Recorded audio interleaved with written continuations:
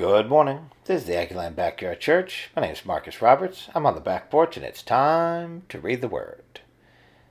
Today, Genesis chapter 14. At the time when Amraphel was king of Shinar, Arioch king of Elasar, Kedorlaomer king of Elam, and Tidal king of Goyim.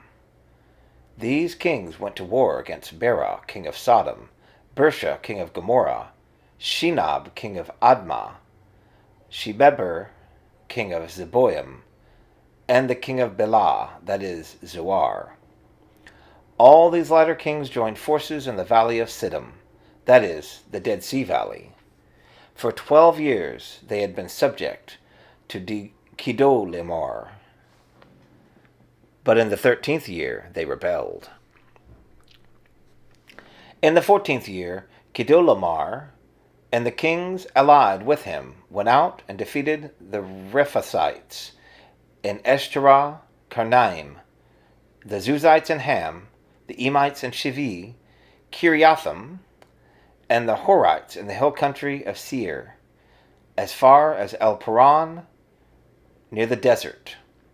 Then they turned back and went to Mishpat, that is Kadesh, and they conquered the whole territory of the Amalekites, as well as the Amorites who were living in Hazezon Tamar.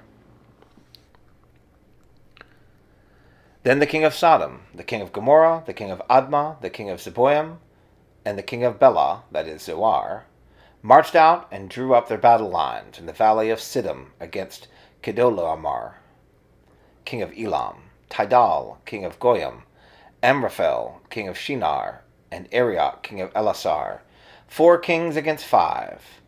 Now the valley of Siddim was full of tar pits. And when the kings of Sodom and Gomorrah fled, some of the men fell into them, and the rest fled to the hills. The 4 kings seized all the goods of Sodom and Gomorrah, and all their food. Then they went away. They also carried off Abram's nephew Lot and his possessions, since he was living in Sodom. A man who had escaped came and reported this to Abram the Hebrew.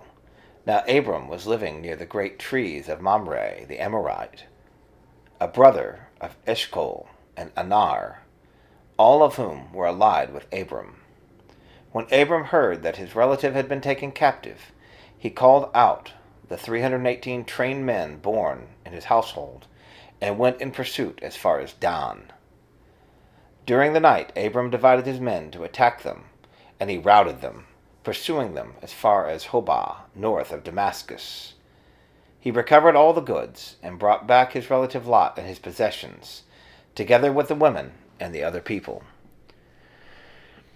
After Abram returned from defeating Kedorlaomer, and the kings allied with him, the king of Sodom came out to meet him in the valley of Shaveh, that is, King's Valley.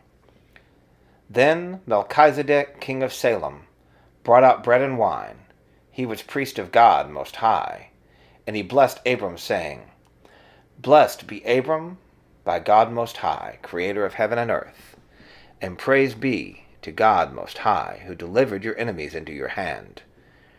Then Abram gave him 1/10 of everything. The king of Sodom said to Abram, Give me the people, and keep the goods for yourself. But Abram said to the king of Sodom, With raised hand I have sworn an oath to the Lord, God Most High, creator of heaven and earth, that I will accept nothing belonging to you, not even a thread or the strap of a sandal, so that you will never be able to say, I made Abram rich.